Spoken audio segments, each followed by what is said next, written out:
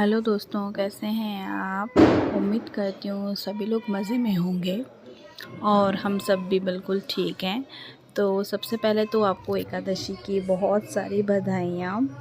सुबह सुबह मैंने आपको, अब तो खैर नेक्स्ट डे हो गया होगा जब तक ये वीडियो जाएगा, तो सुबह सुबह आपको बधाई हो उस चीज़ की। फिर हो गया था झाड़ू पोछा, क्योंकि आज बाबू थोड़ा जल्दी उठा था, तो मैंने अपनी हाउस हेल्पर से, जो कि बर्तन मांजने आती है, उन्हीं से कह दिया कि आप ही लगा लो झाड़ू पोछा, क्योंकि आज जैसे कि 11 थी, एकादशी थी, तो मुझे लग रहा था कि थोड़ा जल्दी हो जाए सब कुछ तो ज़्यादा अच्छा है। और बाबू है तो अभी मौसम है ठंड का, तो मैं करती तो फिर वो हाथ मारता, तो फिर मुझे अच्छा नहीं लगता वो चीज़, इसीलिए। और किचन विचन भी एकदम क्लीन हो चुका था। घर अच्छा लगता है जब पूरा समेटा हुआ हो तो। और यहाँ पे बाबू फिर फ्रिज के यहाँ पे लेकर आया था टेबल, और ऊपर बनाना रखा हुआ था, तो वो बोल रहा था मैं खाऊंगा वो बनाना।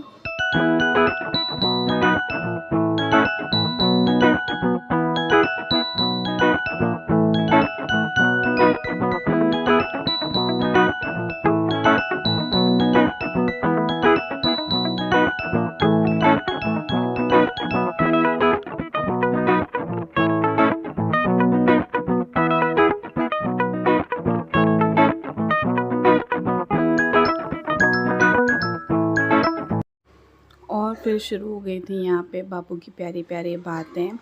एक्चुअली अपन जो दिवाली में बम जलाते हैं, तो बच्चे तो खैर जलाते नहीं हैं, लेकिन जो भी छोटी छोटी जैसे चक्री वगैरह रहती है, अनार वगैरह रहती है, तो वो मुझे बोल रहा था मम्मा आज एकादशी है तो हम जलाएंगे।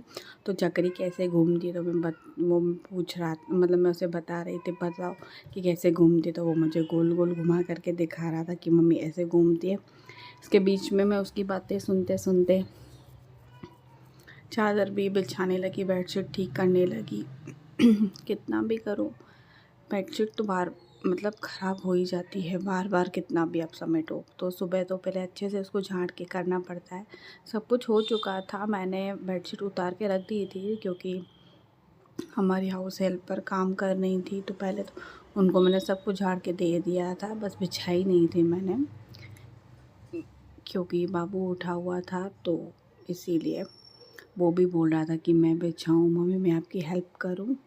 बच्चे वही होते हैं जो अपन करते हैं, उनको नहीं पता रहता सही के क्या गलत, वो भी अपन के साथ करने लग जाते हैं। तो वो मुझसे मेरी हेल्प कर रहा था हर काम में, वो मेरी हेल्प करता है, जो भी मैं करती तो वो बोलता है मम्मी मैं भी करूँ, मैं भी बिछवाऊँ आपको, या कुछ भी करो। उसके बीच में वो बातें भी कर रहा था, मुझसे कुछ कुछ पूछ भी रहा था।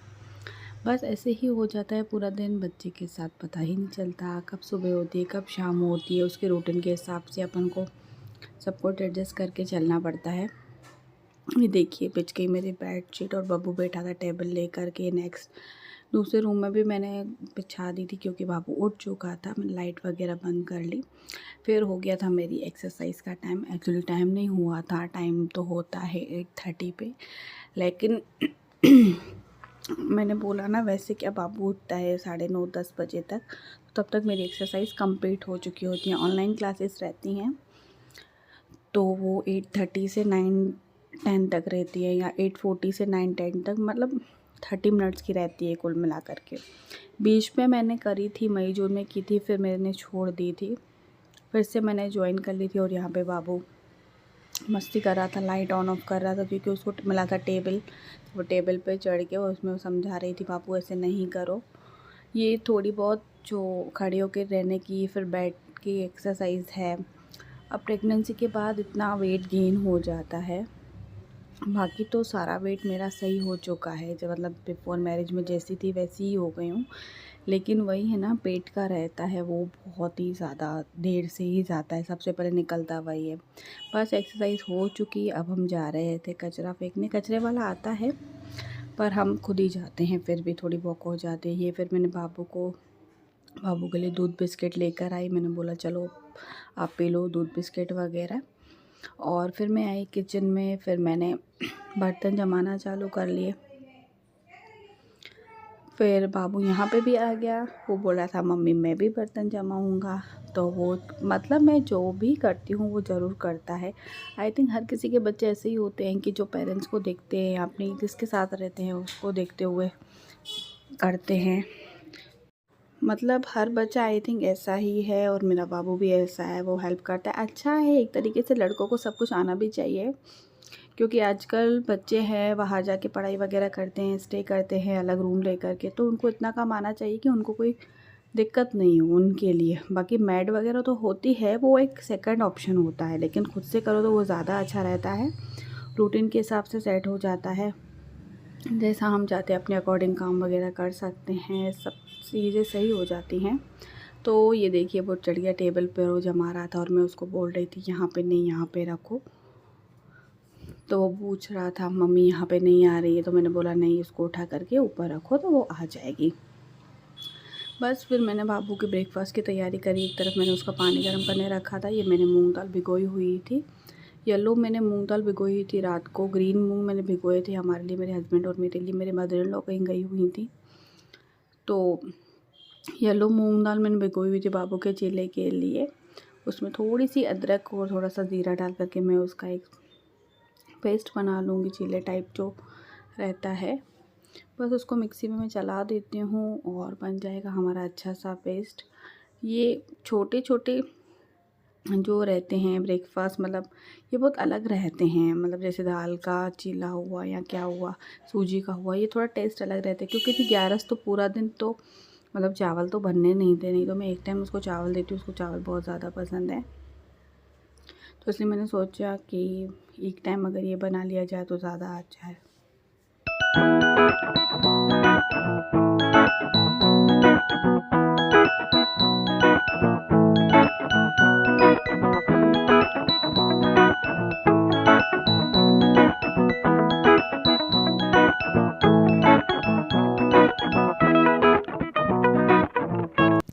उसके बाद मैंने सिर्फ बैटर बना के रखा था, फिर मैंने कर दिया था थोड़ा सा किचन क्लीन। बब्बू यहाँ पे भी टेबल लेके आके खड़ा हो गया था।